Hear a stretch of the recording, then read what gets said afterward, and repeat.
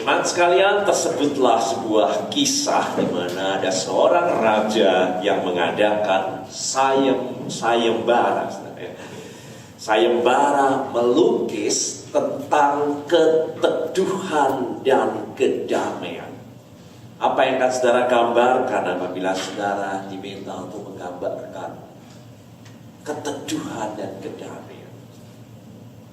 Dan melalui seleksi yang sangat ketat, akhirnya saudara muncul dua gambar lukisan yang akan dipilih sebagai pemenangnya. Dua gambar ini saudara sangat kontradiktif. Lukisan yang pertama saudara menggambarkan sebuah telaga yang begitu teduh dan tenang. Sebagaimana tadi kita nyanyikan betapa kita bersyukur saudara, dikatakan bahwa gunungnya megah, menghijau padang bukit di lembah, ya, digambarkan dengan begitu indah, dan juga bermandikan cahaya surya yang sangat cerah. Burung-burung berkicau dan penuh dengan bunga warna-warni yang indah dan harum.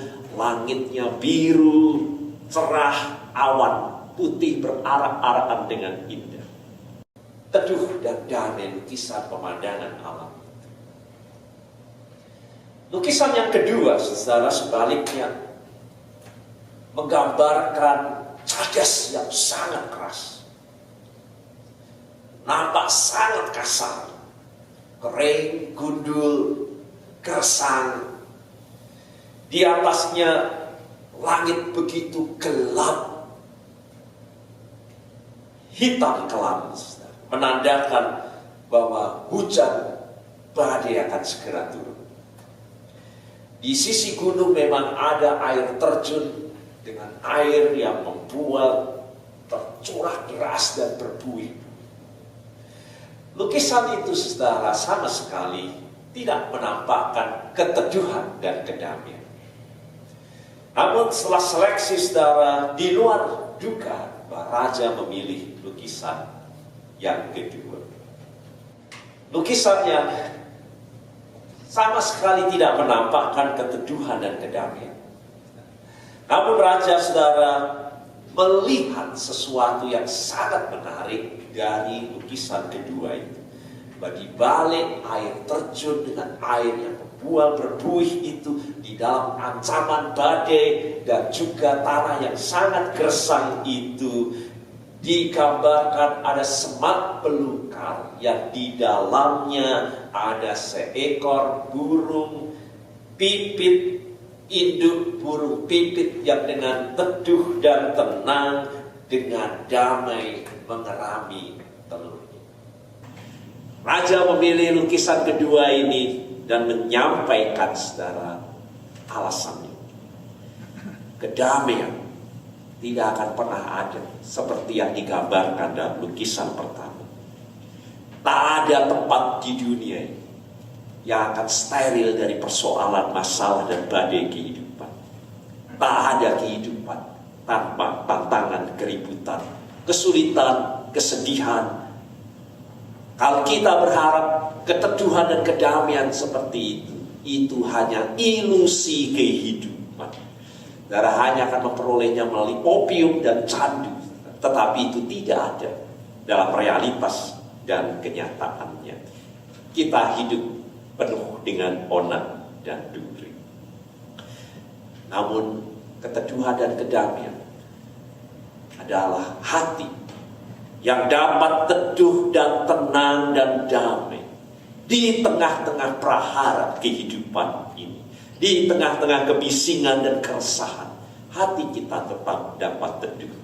Di tengah-tengah ancaman dan bahaya, hati kita tetap dapat tenang dan menjalaninya dengan damai. Dan semua itu katanya hanya akan dapat terjadi seperti burung pipit apabila dia menemukan tempat, sebuah hadirat yang di dalamnya dia yakin akan ada keteduhan. Oleh karena ada pertolongan, perlindungan, pemeliharaan dari semua ancaman dalam kehidupan ini, yang dapat memberi keselamatan meskipun badai akan segera datang. Dan saudara, demikian sesungguhnya yang dialami oleh Daud, di mana dilukiskan dalam bacaan kita yang pertama. Kita tadi baca mulai dari ayat yang keempat, tetapi saya sarankan nanti pulang baca mulai dari ayatnya yang pertama.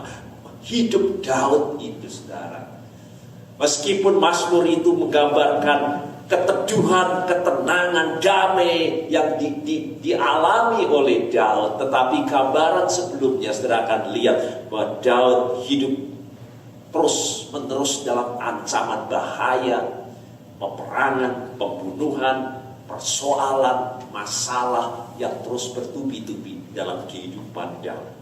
Sebagaimana dikatakan, sudah lihat di ayat sebelumnya, ketika penjahat-penjahat menyerang aku untuk memakan dagingku,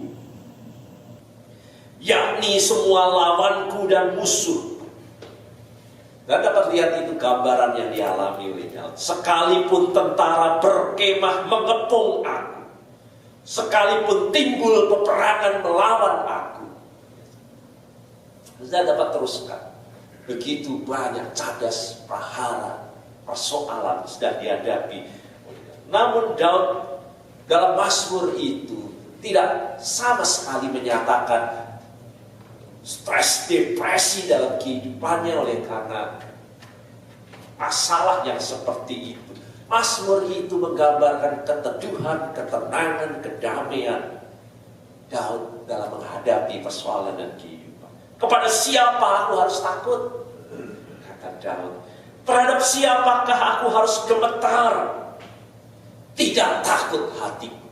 Saudara, dan sudah baca dengan indah mulai dari ayat yang pertama di tengah-tengah tantangan yang luar biasa itu. Bagaimana Daud, saudara, dapat tenang, tidak takut, tetap damai dan teduh seperti burung pipit di tengah lingkungan yang begitu gersang. Digambarkan badai segera datang, air membual dan mengancam sedemikian rupa. Tetapi burung pipit, induk burung pipit dengan teduh dan tenang mengerami anak-anaknya, mengerami telur di sarang semak belukar itu. Teduh dan damai meskipun badai segera datang. Sama halnya seperti burung pipit, saudara dapat teduh oleh karena dapat berdiam di dalam semak belukar yang rimbun. Dan demikian Daud, saudara, berkata, itulah ayat yang kemudian kita baca sebagai rahasia mengapa Daud dapat tenang dan teduh dalam kehidupan ini. Daud berkata, dia menemukan tempat yang teduh dalam kehidupan. Diam di rumah Tuhan. Dan kalau kita diam di rumah Tuhan, kata Daud, kita akan menyaksikan kemurahan-Nya seumur hidup kita. Ya, itu yang dikatakan oleh Daud. Maka itulah satu hal yang kuminta kepada Tuhan. Tak ada yang lain diminta oleh Daud. Satu hal kuminta kepada Tuhan, yang menjadi keinginan yang utama dalam hidupnya. Satu hal telah kuminta kepada Tuhan, dan itulah yang kuingini. Diam di rumah Tuhan seumur hidupku, dan menyaksikan kemurahan Tuhan, dan menikmati bait-Nya. Menyaksikan kemurahan Tuhan, dan menikmati bait-Nya. Bagi Daud, saudara, sangat jelas rumah Tuhan adalah rumah kemurahan Tuhan. Di dalam bahasa Ibrani, saudara, dalam bahasa Aramnya adalah Bethesda. Dipakai untuk nama kolam, saudara, yang hari ini juga kita baca di dalam Injil Yohanes. Bet itu artinya rumah. Bethesda itu artinya rumah kemurahan atau rumah anugerah. Namun saudara, kalau saudara lihat dalam bahasa Ibrani, Bethesda itu juga memiliki arti yang kontradiktif dengan itu juga. Jadi ada dua. Satu satu kata tetapi memiliki makna yang ganda. Itu dalam bahasa Ibrani dan bahasa Arabnya. Arti yang kedua adalah malu. Dipermalukan. Rumah kemurahan, rumah di mana kita dipermalukan. Sangat kontradiktif, bukan? Satu kata tetapi memiliki makna ganda. Tetapi saudara dapat lihat sangat cocok menggambarkan lokasi di mana kita baca hari ini, yaitu kolam Bethesda. Itu tempat yang dipandang memang sangat mempermalukan. Orang yang duduk dan ada di sana itu dipermalukan. Mereka buta, mereka timpang, semua hal yang memedihkan kehidupan. Orang datang ke sana untuk mencari rahmat dan anugerah. Itu tempat yang memalukan. Kehadiran orang-orang yang cacat, sakit. Tetapi itu gambaran dari kehidupan yang memang penuh dengan onak dan duri dalam kehidupan kita. Namun saat mereka datang dan diam di situ, mereka akan menyaksikan dan melihat rumah kemurahan. Yaitu datangnya kuasa, kemurahan Tuhan, anugerah Tuhan, mujizat kesembuhan dari Allah. Itulah rumah Tuhan. Bethesda, rumah kemurahan bagi orang-orang yang menjalani banyak hal, dipermalukan dalam kehidupan.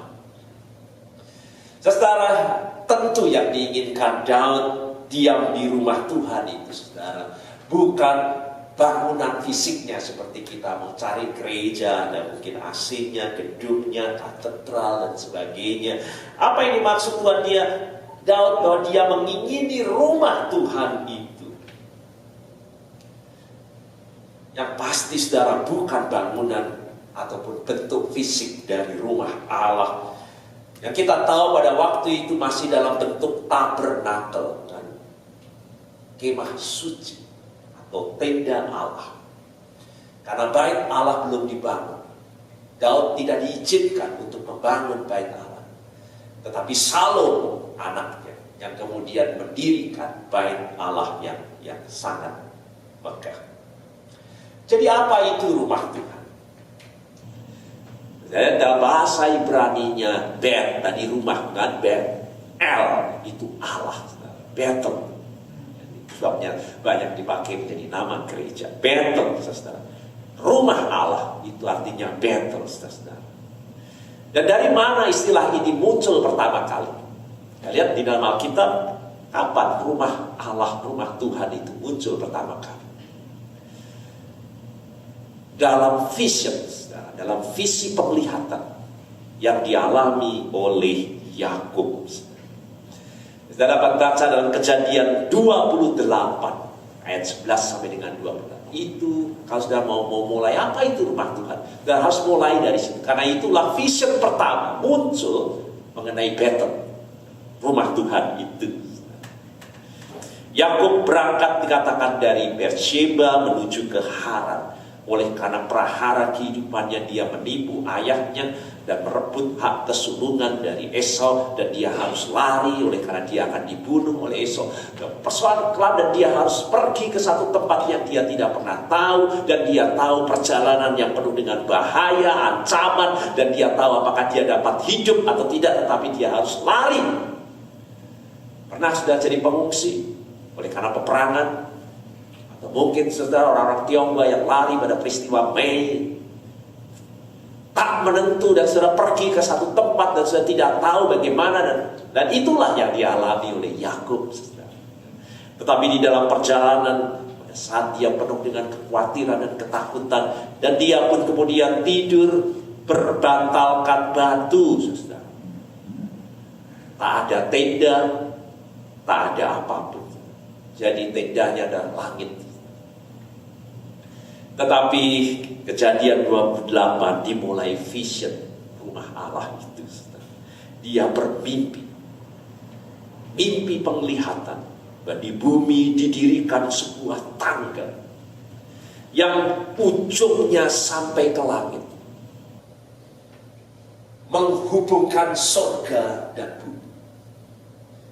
Dan tampak malaikat Allah turun dan naik. Karena itulah vision rumah Allah yang harus kita baik. Kalau sudah mau bertanya apa itu rumah Allah, sudah seringkali berbicara mengenai gedung, bangunan, ini gereja apa, Pentakosta apa, karismatik, dan sudah macam-macam dan sebagainya. Tetapi mari kita masuk dalam vision yang pertama, itu menghubungkan surga dan bumi. Dan berdirilah Tuhan di sampingnya. Berdirilah Tuhan di sampingnya. Akulah Tuhan, Allah. Allah Abraham, nenek moyang, Allah Ishak, dan seterusnya. Allah hadir bersama dengan Yakub. Setelah bangun Yakub dari tidurnya, dan dia berkata, ini Betel, ini rumah Tuhan. Sesungguhnya Tuhan ada di tempat ini. Karena itulah vision rumah Tuhan. Apa ada tenda waktu itu? Apa ada bentuk bangunannya? Rumah Tuhan bukan fisik dan bangunan. Yakub sama sekali tidak ada dalam tenda, tidak ada rumah, tidak ada bangunan. Langit, bantahan juga batu. Tapi dia, ini Betel, ini rumah Tuhan. Rumah Tuhan bukan sekedar fisik dan bangunan.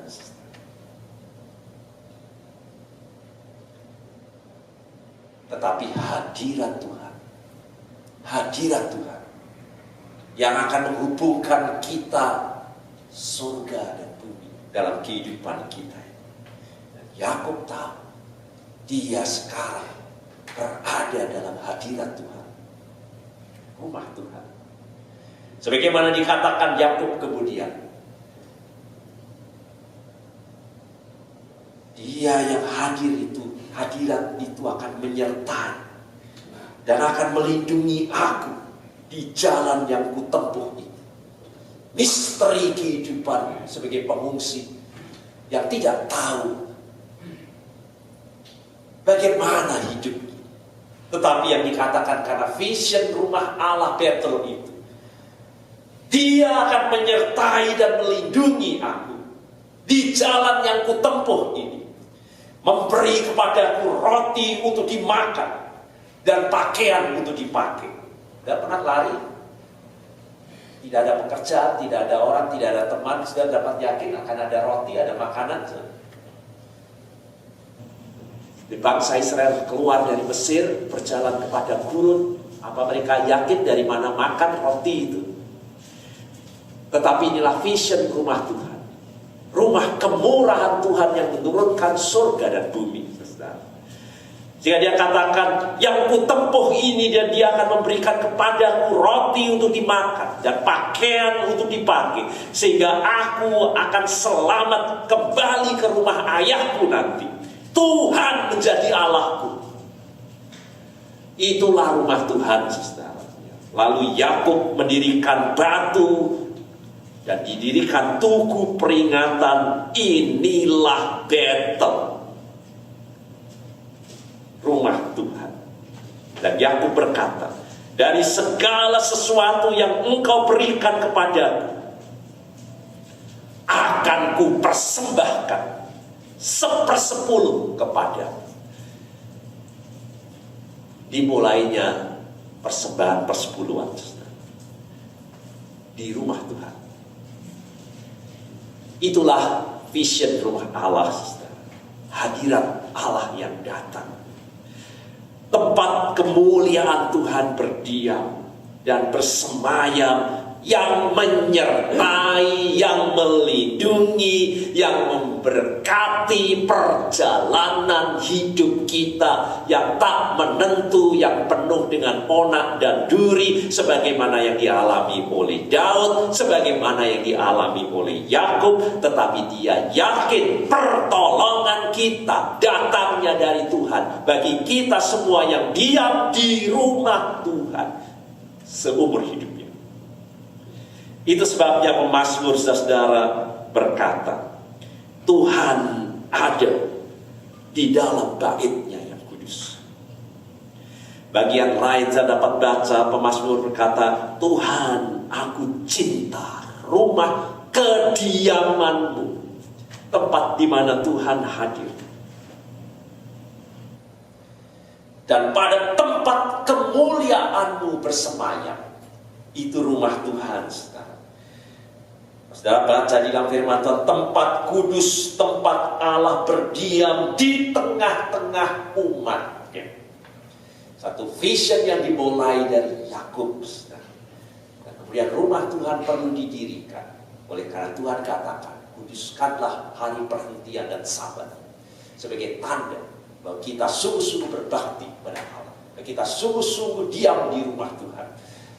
Jadikan Tuhan Allah yang menyertai kehidupan kita, yang akan memberkati perjalanan kehidupan kita yang penuh dengan onak dan duri yang tak menentu ini. Dan Daud berkata, aku akan diam di rumah Tuhan seumur hidupku dan menyaksikan kemurahan-Nya.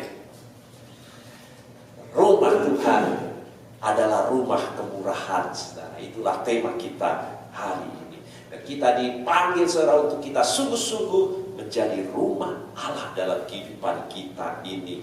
Dan inilah yang diingini, menjadi kerinduan Daud seumur hidupnya, diam di rumah Tuhan. Karena itulah, saudara, yang menjadikan dia seperti burung pipit yang teduh dan tenang di tengah-tengah cadas keras kehidupan ini.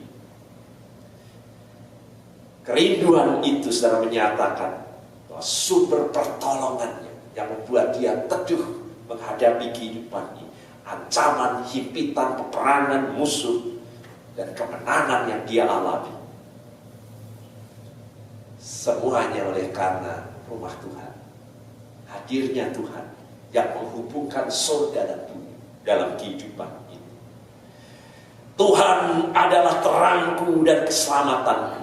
Dan sekarang nanti baca ayat yang pertama, saya akan bacakan dari bagian firman Tuhan yang tadi tidak kita baca. Tuhan adalah terangku dan keselamatanku. Itulah vision rumah Tuhan. Itulah yang diinginkan oleh Daud. Bahwa Tuhan adalah terangku, keselamatanku. Kepada siapa aku harus takut? Tuhan adalah benteng hidupku. Terhadap siapa aku harus gemetar? Meskipun musuh sudah mengelilinginya. Ketika penjahat-penjahat menyerang aku untuk memakan dagingku, yaitu semua lawanku dan musuhku, mereka sendirilah yang tergelincir dan jatuh. Sekalipun tentara berkemah mengepung aku, tidak takut hatiku. Sekalipun timbul peperangan melawan aku, dalam hal ini pun aku tetap percaya. Dan baru Daud berkata, inilah yang kuingin, diam di rumah Tuhan seumur hidupku dan menyaksikan kemurahan-Nya. Daud percaya diam di rumah Tuhan membuatnya telah, tetapi juga sedang, dan segala sesuatu yang dia tidak tahu ke depan, dia akan dan selalu. Itulah arti seumur hidupku. Seumur hidupku, yang lalu, sekarang, dan yang akan datang. Seumur hidupku yang dikatakan oleh diam di rumah Tuhan, menyaksikan kemurahan Tuhan sebagaimana yang lalu dan yang ke depan dalam kehidupan kita ini. Sebab Ia melindungi aku dalam pondok-Nya. Itu rumah Tuhan, Bethel, pada waktu bahaya. Ia menyembunyikan aku dalam persembunyian di kemah-Nya, Bethel, rumah Tuhan. Ia mengangkat aku ke atas gunung batu. Maka sekarang tegaklah kepalaku mengatasi musuhku sekeliling aku dalam kemah-Nya. Sekali lagi, Bethel. Aku mau mempersembahkan korban dengan sorak-sorai. Aku mau menyanyi dan bermazmur bagi Tuhan. Di tengah-tengah banyak tantangan dan persoalan kehidupan, menyanyi dan bermazmur, tanda keteduhan dan kedamaian kehidupan ini.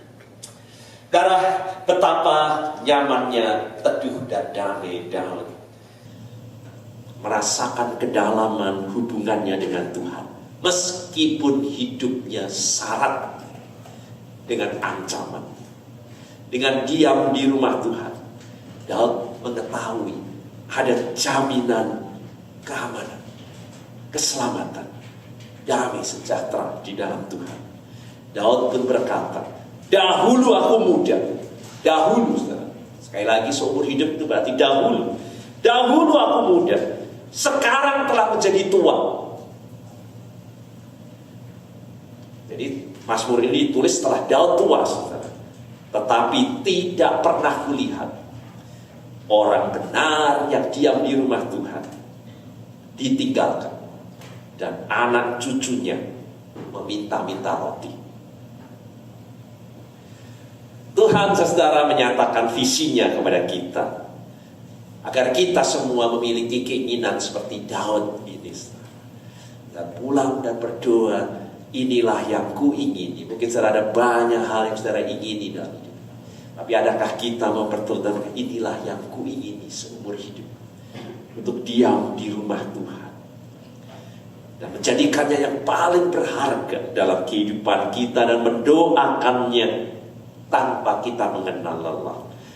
Allah memanggil kita semua pada tujuan yang sama dengan Daud, tujuan yang sama dengan Yakub, mencari wajahnya dan hadiratnya dalam kehidupan ini, berusaha selalu tinggal dalam hadirat Tuhan yang kudus, mengandalkan Tuhan semata-mata dalam kehidupan kita ini. Meskipun dia raja, meskipun dia punya tentara, meskipun dia punya kekuasaan, tetapi bukan semuanya itu yang diandalkan oleh Daud.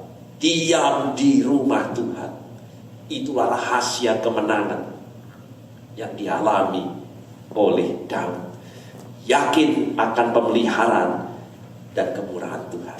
Maka mari kita semua, saudara, kita pulang dengan memperbaharui keinginan dan tekad kita semua.